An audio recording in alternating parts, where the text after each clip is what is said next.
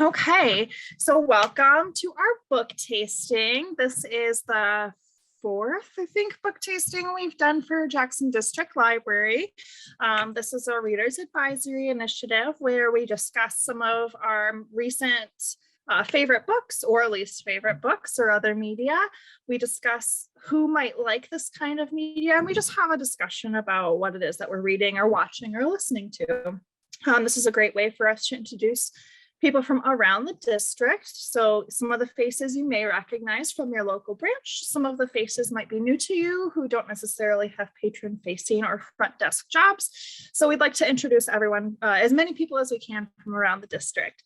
So I'll get started. My name's Carly Pampooch. I am the branch manager for the Springport and Parma branches of Jackson District Library. We also have with us today Jen Holland. She is an assistant in the community engagement department. We have Katie Sales. She is she's been with us before for book tasting, so welcome back. She is a library assistant too in the youth services department at Carnegie. And then we have Rachel Thunningsdorf. She is the department head for community engagement. So welcome everybody. Thanks for joining us and being part of another great book tasting. I'm very excited to discuss all of the books with you. So we do have a slideshow to go with our discussion so that you can see some of the book covers. Don't let anybody tell you never pick a book by its cover. If it has a cool cover, pick it up. So this gives you a little bit of something to look at while we talk. So we can get started, I think. So I'm going to go first, and I wanted to discuss a couple of books that I've read recently. One of the first ones is Upgrade by Blake Crouch. I started reading Blake Crouch last year. He's been writing science fiction for several years, and I just got into Blake Crouch. And I started with Dark Matter, and then I read Recursion, and then Upgrade is the most recent book. It's actually still new. It just came out earlier this year. This book is a fast-paced thriller about gene editing gone wrong and the creation of superhumans and an evil super mad scientist that wants to upgrade the human race and create superhumans in order to fight extinction. So it's really, really fast paced the way that the rest of the Blake Crouch universe is. It's not as scary as some of his other books. I thought Dark Matter was absolutely terrifying. I would classify it as a horror genre sci-fi. This one was not so scary for me, but it was still really fascinating and really fast paced. The stakes didn't feel quite as high as it does in some of his other books, but it was still really interesting. I really like how he goes into psychological and individual repercussions and thought processes, as well as the larger social economic effects of some of the sci-fi ideas that he discusses in his books. So if you like science fiction, if you like thriller or spy kind of thrillers, fast-paced, easy to read, this is definitely a book for you. I recommend it to anybody who likes sci-fi. And it's not like a hard sci-fi, it's not out in space. It's here on Earth, but it's a different way of imagining some of the science that we currently have available now. And then one of the next books I'd like to talk about is Mouse. If you haven't heard about it, I'd be surprised, honestly. It's a really popular topic, especially right now. Mouse has been around forever. I think he wrote it in the 70s or 80s was when he first started writing it, I think. Right now, it's one of the titles that's been one of the most banned titles or challenged titles in America.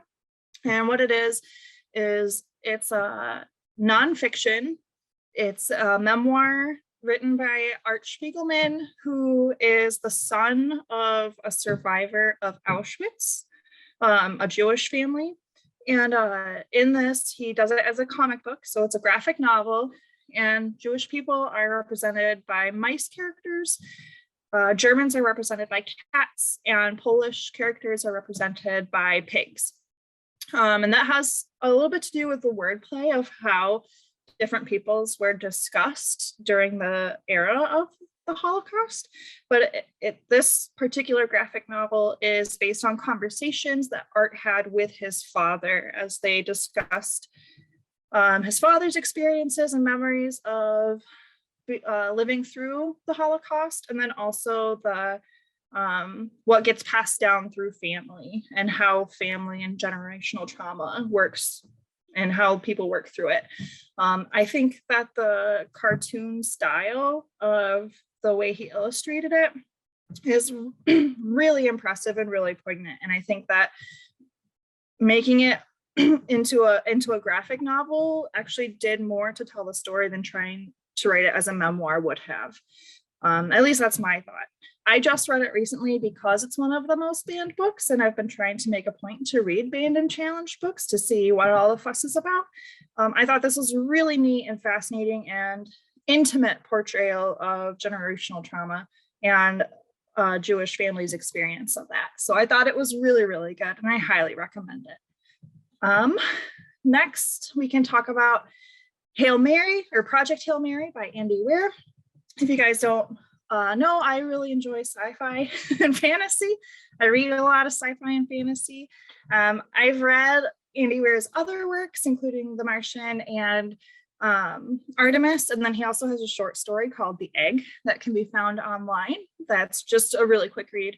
That's really good. I loved Project Hail Mary. I thought it was so good. It's so fun. It's a little bit different than his other previous works, and I was not expecting it. So the differences, because I've read some of his other work, when the differences kind of started showing themselves, it threw me, I couldn't put it down. I could not stop reading. I think I read this in 2 days, and the only reason it took that long was because I had to go to work.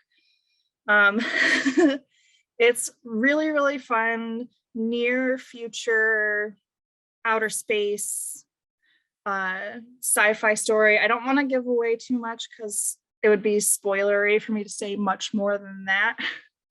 But if you like sci-fi and humorous characters and that kind of thing, I think this would be really good for you. One of the things I like the most about this book is that it's an unreliable narrator, but not necessarily as in like the unreliable narrator doesn't really know, like the narrator has amnesia. And so they're like going through this process of remembering what brought them to where they are and realizing that they might not like who they were before. Now that they have like had these experiences and they're getting their memories back, they're just like, oh, I don't like who I am.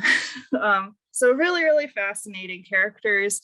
And there are 2 characters in it, and you will feel so connected to them and rooting for them. And there's just a lot of emotion and heart in these 2 characters that are trying to save the world from kind of almost a bacterial alien. It's not like the alien invasion are here to like see your leader and destroy your culture, but they're just like a unicellular microscopic thing that's just existing, and it happens to be a threat.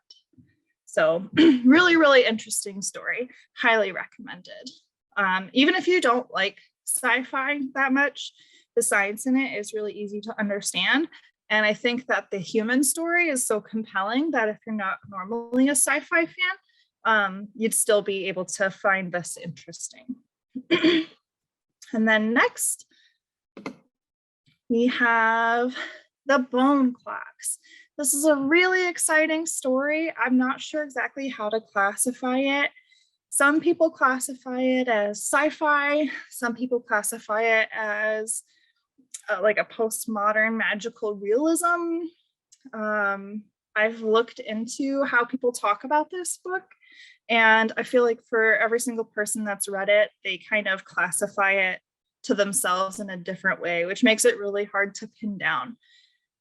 It's a really, really neat door stopper, so be prepared to read. The thing is huge, and it's about, like, if you're into cults, and if you're into multidimensionality and multidimensional stories and a mystery with like somebody who might, if you like gumshoe style noir, I think a little bit of everything is like peppered through this book. So if you are into any of that, you might find this interesting. Rachel knows because we actually were going to do a different conversation where we both read 2 related books by the same author and had a conversation about it.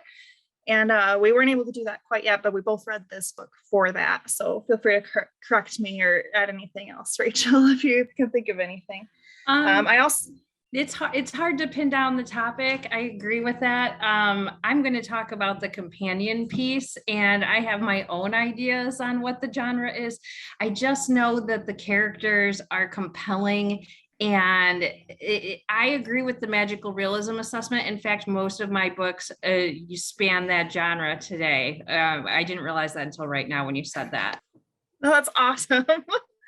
And one of the things I really liked that I didn't know that I liked about it until after I was finished reading it and thinking about it, and I wrote a review on Goodreads, and I thought about it, and I talked to Rachel about it, and then I had this realization that this book opens a really interesting dialogue to talk about morality on like a meta level. So not necessarily the morality of the characters or the situation, but it really makes you consider ethics and morality and right from wrong in a way that wasn't immediately apparent to me until I had thought about it for quite a while. And then I realized like, oh, that's the thought that I'm having. That's the conversation that I'm having when I think about this. So it is really, really thick. It's a British author and he does not Americanize his writing. So that's something to be aware of. But I thought that it was fascinating. I don't know if this is necessarily for everyone. I don't know if I would recommend it to every sci-fi reader or every magical realism reader, because I'm not sure that I don't know if it has like general interest in that way. But I thought it was really, really fascinating and interesting and weird, and I really enjoyed it. Also, it is like 600, 700 pages long. So if you don't like to dedicate to to that big of a book, then it might not be for you. But it's very mysterious, very spooky, but not like scary as in monsters and jump scares and ghosts, but spooky in kind of I don't know, I've never encountered a spooky quite like this before, I don't think. It's almost Lovecraftian in that it's like bigger than humans and bigger than the human world kind of a thing. So very, very cool. I really enjoyed it. So if you enjoy horror or spooky titles or time travel, honestly, and if you like reading materials that aren't necessarily following the standard novel format, this would be really interesting for you because it's kind of experimental. So this is The Bone Clocks by David Mitchell. You might recognize David Mitchell's name from Cloud Atlas that got famous 10, 15 years ago. It was really, really big. So this does not read like Cloud Atlas. It's its own thing. Very different, but very, very interesting. And then the last item I want to talk about real quick is Every Heart a Doorway. This is the first book of the series, and this series is like a warm, gentle hug from someone who loves you very, very much. I highly recommend it. It is a series of novellas. They're all very, very short. They all exist in the same universe, and that universe is, Alice went down the rabbit hole, the Pevensey kids went through the wardrobe, kids are constantly finding staircases or windows or whatever, the portal to a different world. And you can only go to a world in which you would be happy. That doesn't necessarily mean that you are happy there, and it doesn't necessarily mean that you can stay there. So the School for Wayward Children is a school in the human world for kids who got kicked out of their wardrobe or sent back through the rabbit hole or kicked out by the Goblin King, and they're back in the human world and they don't quite fit in anymore. And the school is a place for them to go to be with other kids who have been through the same kind of experience. this book series in general has excellent representation all across the LGBTQIA plus spectrum. It has great like fat representation, all of the different main characters. There's something really fun about them. Each book is about a different world. So Every Heart a Doorway is like a Grecian Hall of the Dead. There's a candy land. There's a goblin market. There is the evil moor with vampires and mad scientists and purple lightning. And each book is so sweet, kind of dark, definitely a new adult or adult. I wouldn't necessarily give this to younger teens, maybe some older teens, but I think it's classified generally as new adult. So 18 to 25 is generally the age where people would be interested in this. I'm in my 30s and I'm loving it. So, but it's such a sweet, warm, welcoming book series that I highly recommend it, especially if you read heavier books. These novellas are perfect for reading in between heavier, denser topics because it's just like a quick hug and then you can move on. So those are some of the books that I wanted to talk about today. And next we will move on. Who's going next? I think it's me. Is that right? Okay. Yeah. Well, before I get started, I first wanted to say I cannot wait to read Every Heart a Doorway, and I'm going to put that on hold as soon as we are done because that sounds amazing. So thank you for that suggestion. You're so welcome. The other thing that I was going to suggest was that anyone who's on Goodreads, go and read Carly's review of The Bone Clocks if you're all interested, because it's really quite brilliantly written and just a great depiction of that book in a little bit more detail. So I really enjoyed Carly's writing there, and I think anybody would as well. So you're welcome. To get started, I actually read an audiobook, and it was Green Lights by Matthew McConaughey. And yes, he goes into detail. His name is pronounced Matthew McConaughey. This book is for fans of the actor, and the audiobook is for big fans of the actor because it's actually read by him. So if you can imagine a Lincoln Navigator commercial for like 7 or 8 hours of your life and the relaxation that it provides, that would be for you. I also listened to different segments of this with my kids, and it's a PG book, although there are a couple of R-related mentions, but it doesn't go into detail too bad about sex or violence or things like that. It just has some casual mentions, and so that would be your trigger warning right there. What's great about this book is he calls it an approach book, and what a green light is it's a sign in the acting world that you see that helps you move forward. And so this is a book about how he lives his life.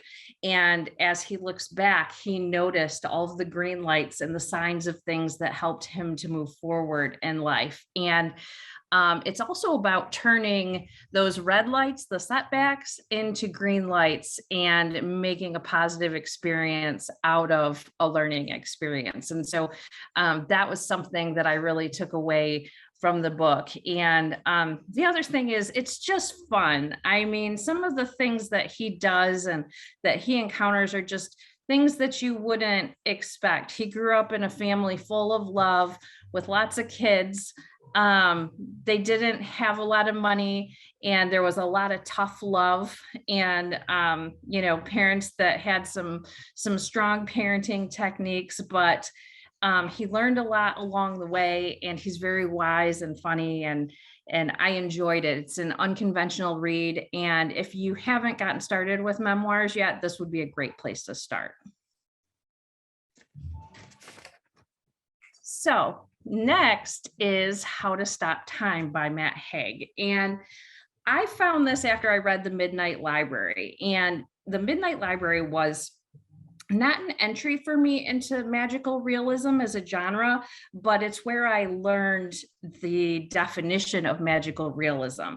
So I was thinking that I would share this with you because I thought maybe a lot of you were interested in this genre, but didn't know it, kind of like me. And what it is it's a style that incorporates mythical or fantastic elements into an otherwise realistic fiction. So, for instance, some authors like Sarah Addison Allen, she's been around for a really long time. She's a very popular magical realism author. And so she has sometimes some reads that are like Southern fiction, but they have just a little bit of a magical element to them, something a little surreal. And that's something that I found that I really like. So even Diana Gabaldon, right? Because she has like a historical fiction with this magical element of time travel. And Matt Haig's book is a little bit like that, but not quite. And the reason is there's a historical element because Matt Haig looks like a 40-year-old man, the central character in the book, but he's 400. And it turns out that he has this genetic defect, and he doesn't age very rapidly. So he's several centuries old.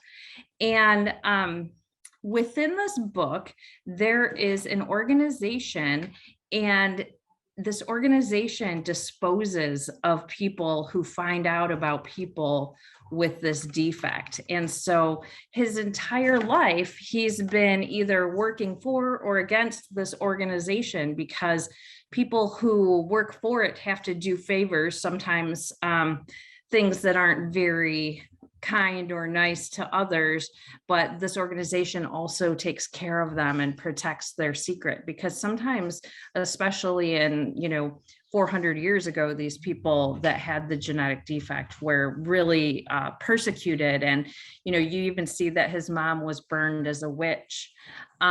We start with Elizabethan England, and we go all the way through his history to the present day.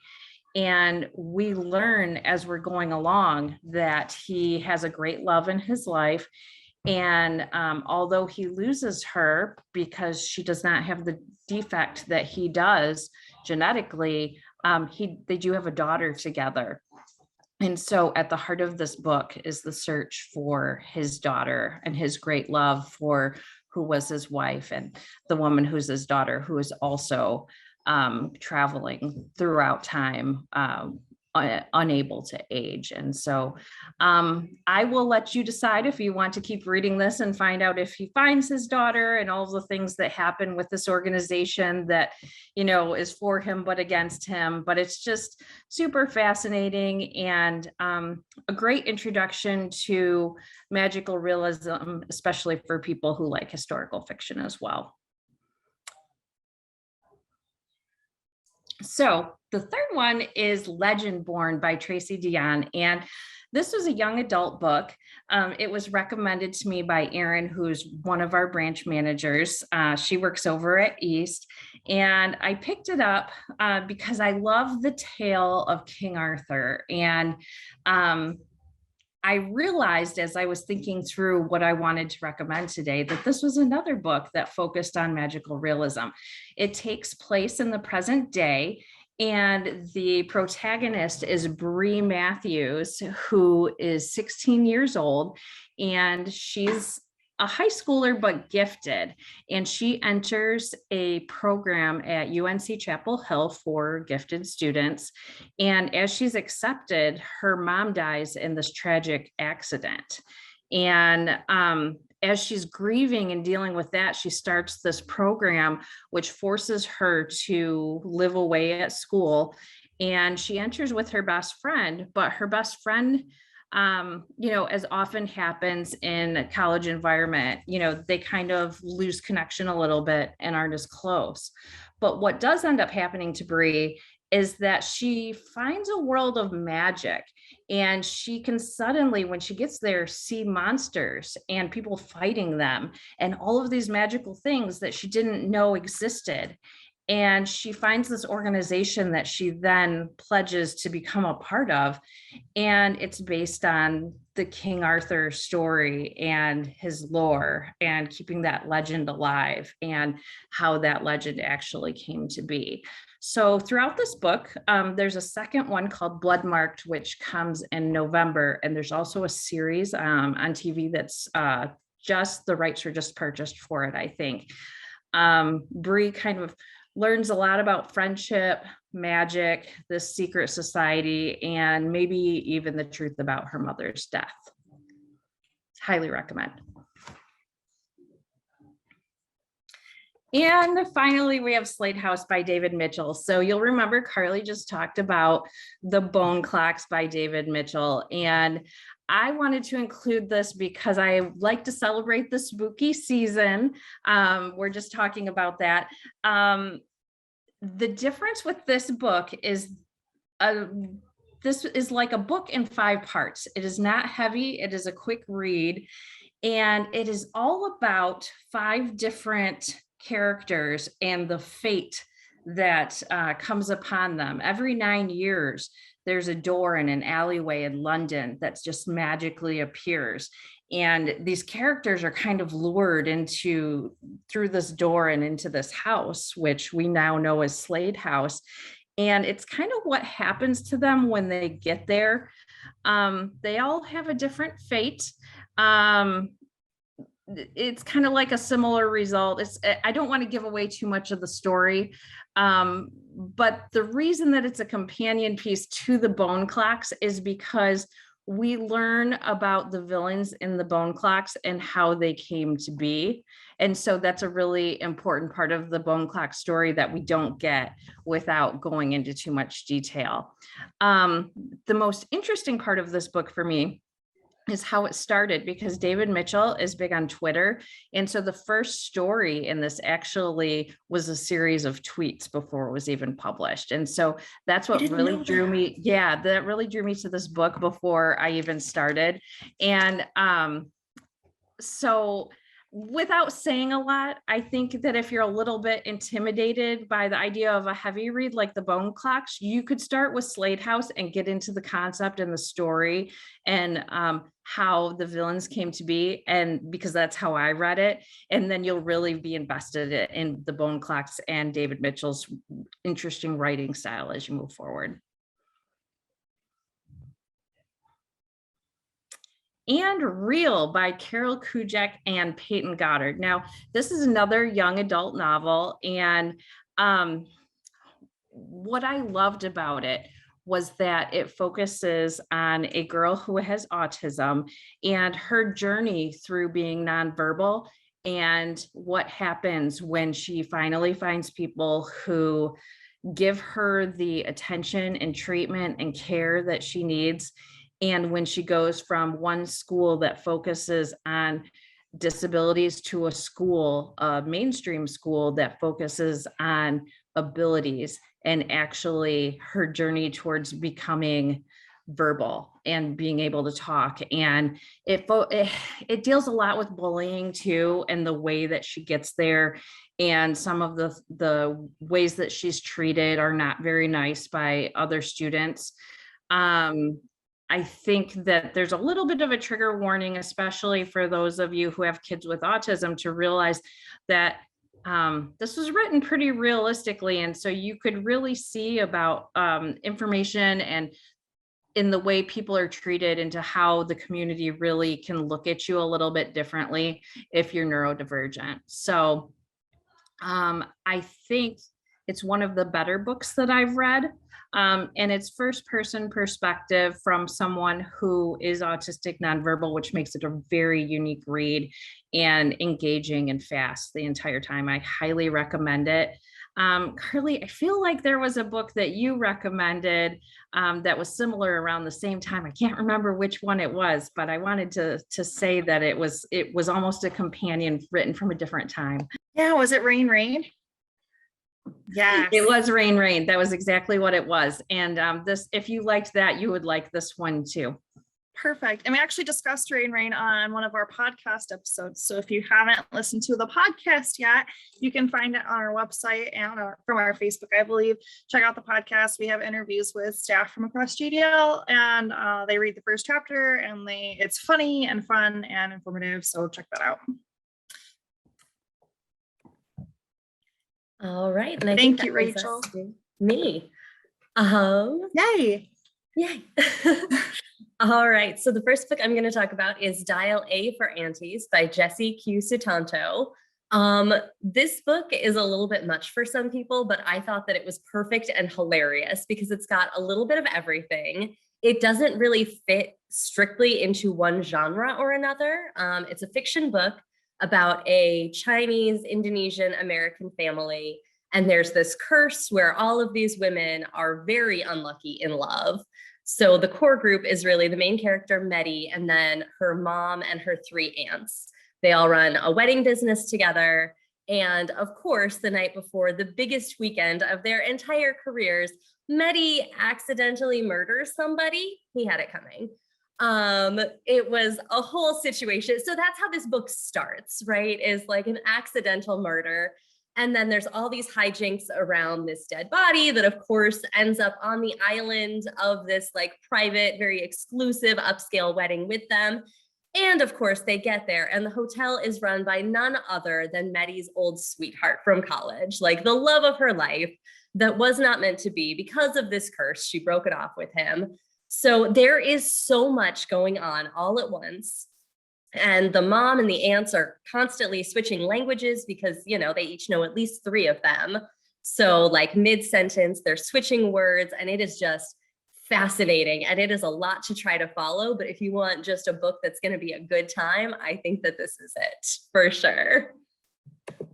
And then I picked a couple specifically for like spooky season as we head towards October. So the first one was my best friend's Exorcism, which actually was inspired by reading or watching one of our old book tastings with another staff member who recommended Grady Hendrix, another one of his books. And this book was phenomenal. It's not, I mean, like, look at that cover. First of all, it's like the classic VHS, the alternate cover. So I read the ebook, but I guess the actual physical book cover is styled like a yearbook, and it's got the signature pages and everything, like actual, you know, little sign-offs from everyone. So it's very 80s nostalgia. If you like Stranger Things, you'll probably really like this book too. And it's called My Best Friend's Exorcism, but it's more about like teen relationships and some kind of teen angst, friendship drama, and a little bit about the drug paranoia, the Satanism paranoia that was happening. So this Gretchen, the best friend of Abby, our main character, her friend Gretchen tries acid one time and then her whole personality changes. Abby does not know who she is anymore. And so she's trying to figure out, okay, what happened that night? She also got lost in the woods. Like, is this some kind of PTSD situation? What are we dealing with here? So it takes a very long time to figure out what's really going on, but it is just a great ride. All of the characters are so interesting. And again, like the 80s angle is really played up and it is hilarious. It is not as scary as it looks. It's really just a fun read.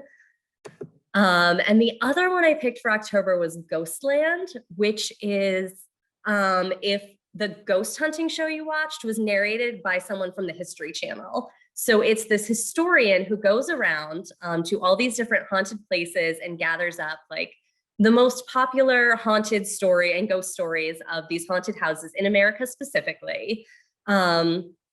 And he just talks about, he's clearly kind of a skeptic, but that's okay.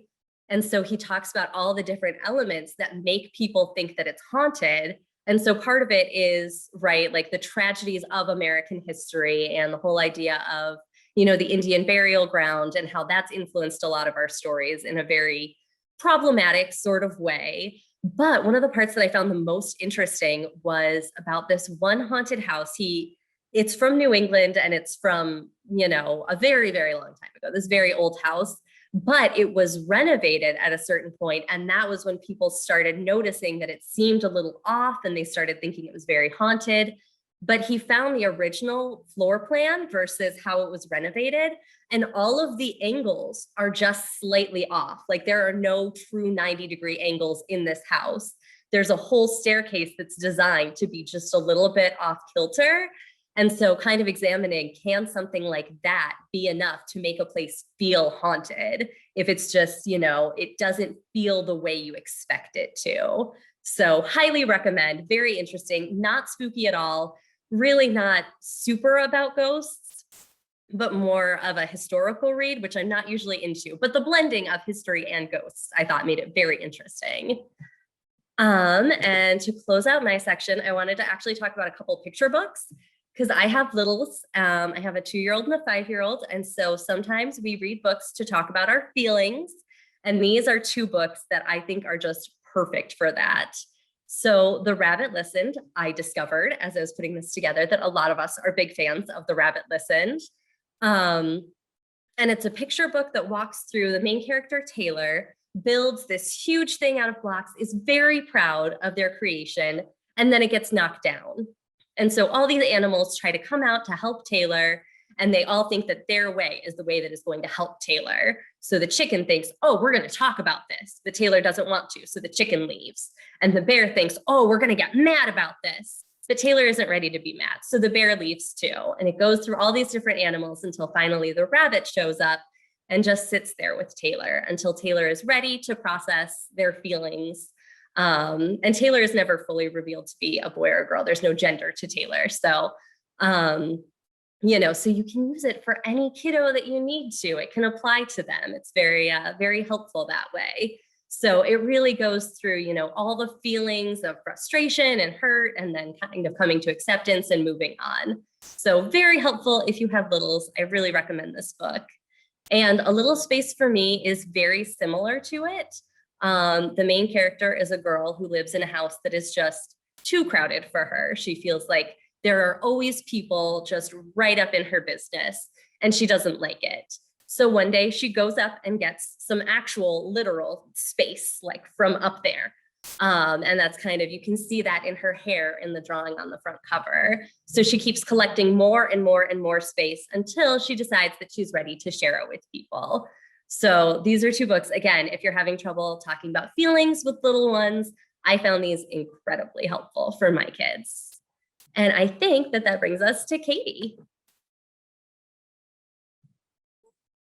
Yes. Also, to just add, both of those picture books, oh, they're so good. Like even just reading them as an adult, there's just something, they're really poignant and comforting, and just like I think there's something to be pulled from each of them at any age level.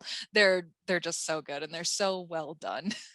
But my first book to talk about, to kind of plug the podcast again, I read this one because in a previous podcast episode, we were talking to Calvin from our adult services here in Carnegie about it. It's The Alchemist by Paulo Coelho. And I listened to the audiobook specifically, mostly because I couldn't find, like, it was on hold or checked out enough that I couldn't find the physical book within our system. So I was like, well, our audiobook on Hoopla is available, so I'm going to do that. It's a very quick listen. It took 4 hours to listen to the whole thing. Can I just interrupt just for a second to exclaim about how I see that it's performed by Jeremy Irons? Yes. Which is my gosh. blowing my mind. I've already read the book several years ago, but I'm going to have to revisit it just to listen to Jeremy Irons read it to me. Yeah. No, he does a fantastic job performing the book. It was actually the first audiobook that I listened to. Great experience. And Calvin, when we were talking to him, described it as spiritual fiction, basically, or philosophical fiction. That's how he coined it, basically. And I think that's completely accurate. That it's just one of those, like, it's one of those that gets you thinking and gets you paying more attention to things in the world around you. Like, it talks specifically about paying attention to the omens and like what the universe or God or whatever you know it to be, like what it's trying to tell you, to either let you know of like you're on the right path, you're on the wrong path, all this sort of stuff. And I thought it was fantastic. And like the story itself is very simple, but there's a lot that you can pick out of the story as you're going along. If you just take it for its face value, then it's a fine story, but it'll be one of those that's pretty much it, that you're like, okay, that was a story that I listened to for 4 hours. Where if you take some time and digest a little bit deeper, I guess, with what it's telling you, then you get a little bit more from it, or at least that's usually seems to be the case based on discussions that I've had and reviews that I've read and all sorts of things. My next one. Oh, no, we're good. Technical difficulties, pause. Okay, my next one is a graphic novel. It's called Raven by Kami Garcia, and it's really, really good. And like you can see in the cover up on the screen there that it says Teen Titans Raven. So yes, it is that Raven. And it's just kind of taking Teen Titans characters like from the 2003 show basically and plopping them into slightly new situations and environments without making them new characters basically. And I point to the 2003 Teen Titans rather than Teen Titans Go, just because tonally those two are very, very different, and this one strikes the tone more of that original 2003 animation. It gets a little bit darker, it gets a little bit grittier. It is one that's more geared towards the older tweens and teens and such, is probably more what it's targeting for. But in this first one, Raven is the first book, and there are two other books that I know of that follow it up. The other is Beast Boy, and then the third is Beast Boy Loves Raven. I haven't actually read that third one yet, but I have read Beast Boy. Both are very, very good. And again, they just take the characters that we know and plop them into situations that we may also know, but just mix them in a way that wasn't really done in the original one. So like in this, Raven is your typical teenager. She goes to high school and everything else. She has been adopted by a different family, and she starts basically her powers are manifesting and things like that, and she's not understanding what's happening with it. And we find out, you know, it is still you know, she's got the family history and her bloodline and stuff to like deal with and reconcile with. And it's just really, really interesting to see how they play with it. And I want to say more, but it'll spoil it. So I won't say more on that, but it's really, really good. And if you're a fan of the classic Teen Titans or of any of the newer kind of superhero stuff that's coming out that's doing some new things, like I know Disney Plus has Moon Knight, and that goes into a different part than we like see before. So if you're liking any of that stuff, I think you would like this trilogy of these graphic novels quite a bit.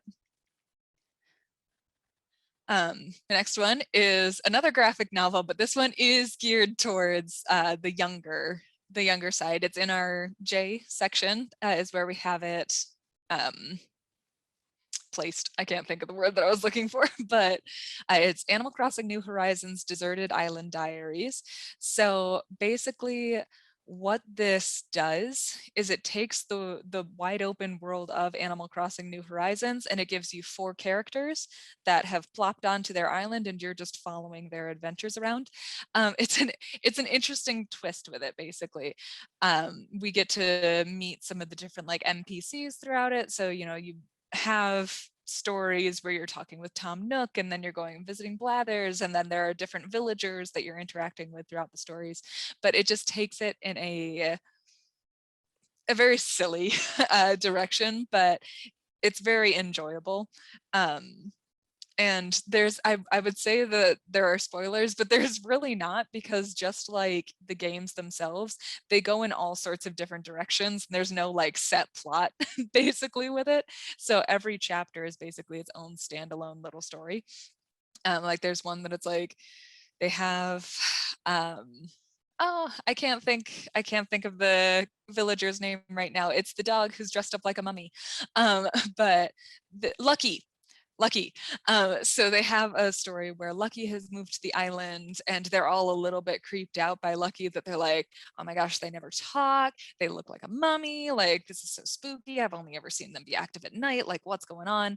And then they find out, you know, Lucky is actually a very nice person, like despite the fact that he's kind of creepy, like, and the fact that, you know, his house is decorated with gravestones and skeletons and all this sort of stuff, that it's like, it's fine, he's just like, Halloween is my favorite. So like it just takes those different things and it puts a fun little spin on it. There are multiple of those. I just saw that a third one was recently released. I haven't checked to see if we've gotten it yet, but they're just a relaxing silly slice of Animal Crossing life thing to delve into if you want to read something, but you're like, I don't want anything that I really need to focus on. They are very bingeable, and you don't have to hold on to details or anything like that. So they're very nice for a brain break. And then my last one, I did this the last time I was on. I'm cheating a little bit. I haven't finished this one. But it is called The Messy Lives of Book People. And it's written by Phaedra Patrick, and it is also another audiobook that I've been listening to. And it's narrated by, her name is Katie Sobey.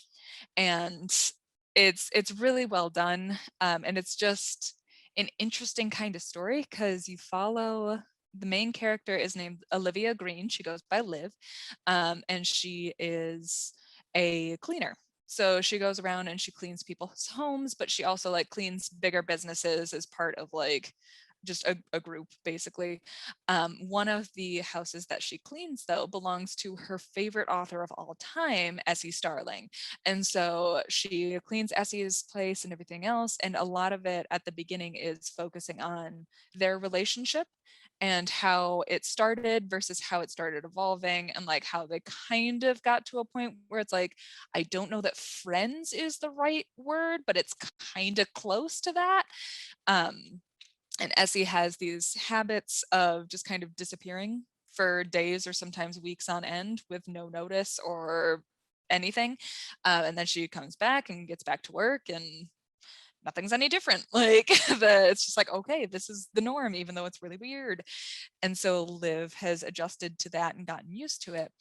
And in one case, while Essie is out of the picture, there's a deadline coming up for her for her newest book, and they can't, like, they have no way of getting a hold of Essie. Like there's no communication, no nothing, and she's basically left it to Liv to finish the book. So Liv is like, okay, what do I do? So it's there's a lot of mystery tied into it, of figuring out who Essie is, what happens when she's disappearing, like how all these different things came to be, why she left it to Liv in the first place to like finish the new book. And then as she's working on the book, she realizes that like to untangle the things that are happening with the character and the story and to figure out how it should end, she needs to figure out Essie, basically. So like to figure out the book, she figures out Essie, and that leads her to the answers of, okay, this is how we finish this book. And it's all tied up really interestingly, and especially Liv is a very relatable character. She feels very human, because she fangirls all the time. She was so excited to get this job with Essie because, oh my God, you're my favorite. And like Georgia Rory, your character, oh, I love her so much. I look up to her. She's so great. She's been such a good influence on my life, all that sort of stuff.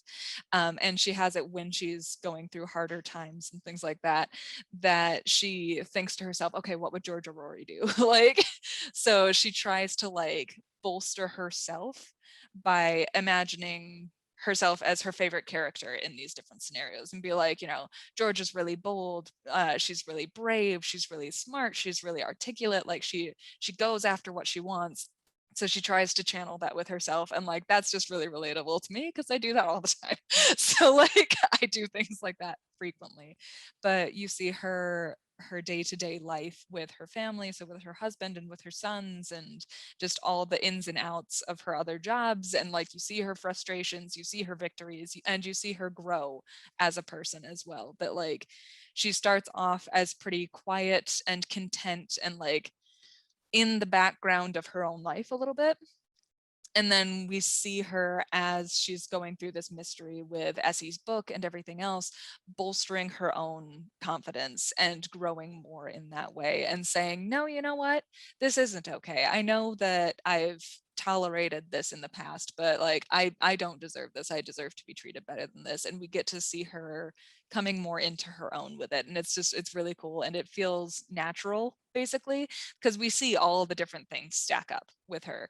And so it's really nice seeing her reach that point of, no, this stack is too much, and I'm pushing that away. And you know what, that can go too. And you know what, so can this. Like, it's really good, and I've been really enjoying it. And Katie Sobey does a fantastic job. She speaks in all sorts of different accents and dialects, and you can always tell when she's bounced into different characters, even if it's like it's written as like just conversation flopping between three characters without saying, and then Essie said this, and then Liv said this. Like, it's clear, like, with the way that she holds her voice and carries it, it's like, oh no, that was Liv that just said that. I don't need you to tell me that it was. Like, I can tell that was Liv that I just heard. So it's really good, and I highly recommend it. Awesome. Well, thank you, everybody. That was so much fun. Every time we do a book tasting, I am scribbling fiercely. I always end up with so many more books on my list to read. Some of these covers are gorgeous. I just wanted to point out Rachel with Legendborn. That cover is so pretty with the different blue and red, and like just it really you know, you, like you said, you're not supposed to judge a book by the cover, but I think it gets you hooked. I really do. I loved it from the minute I saw it. That's fabulous. Yes. Well, thank you so much, you guys. We've only got a couple minutes left, so not a whole lot of time to go into too much discussion. But did you guys have anything else that you wanted to say, or anything we wanted to talk to our patrons about? I mean, not particularly. Jen, I did put Ghostland on hold, and Rachel, I'm sorry, I wasn't waiting until the end of our session. I borrowed the hoopla of Every Heart a Doorway. There you go. Well, I will put it on hold then and look for it. And then I also wrote down Ghostland too. And I also wanted to read Project Hail Mary because I really enjoyed The Martian. And I want to read something more by Andy Weir. So thanks for that recommendation. Absolutely. So I read Project Hail Mary in a physical book, but it's so hard to talk about without spoiling it. Let's just say that music is really, really important to the actual like storyline. And I guess the audiobook is just leagues above, I guess. So I haven't read the audiobook yet. I really need to. But I've heard that if you're gonna read that, the audiobook is the way to go. So I don't know if that'll affect how you choose to read it, Rachel, but just wanted you to know that that's what is said. I can't wait. Yay. Also, I see Michelle's message saying, good job. Thank you, Michelle. Thank you for joining us. Thank you. And thank you. And with Every Heart a Doorway too, I just want to let you know that our copy got so well loved that it is gone. So we have other titles from the series in JDL as far as like physical copies. But if you want a physical copy of the first one, you're gonna have to either go through Melcat or you're gonna have to listen to it on Hoopla or Libby. So just to let everybody know. Is that a series that needs to be read in order? Because I couldn't tell from the way you were talking about it. Felt like it could go either way. Yeah, each story is its own story, but some of the characters are recurring. So it probably makes more sense to read it from the beginning, just because some of them, you've already been introduced to the characters, so they don't reintroduce them later. They just jump right in. So it might be confusing. Yeah. Makes sense. Well, thank you so much. Thanks to all of our patrons and everybody who joined us tonight. We'll hope to see you next time. Feel free to contact us through Facebook or to chit chat with us next time, or come on into the branch. We'd love to see you. Come in and chit chat with us about what you're reading and what you're looking for. And also, if you enjoyed us talking about the books that we're reading, check out the Untitled podcast. Yes. Found anywhere you usually find your podcasts. Yeah, and if nothing else, on our website. So you can go to myjdl.com and there will be a little drop down that talks about the podcast. Yeah, I listen to the podcast on Spotify. So that's how I get to it through when I'm driving to and from work. Me too. Perfect. Everybody awesome. Have a great night. Thank you so much. Thanks for joining us tonight. Bye. Bye, everybody.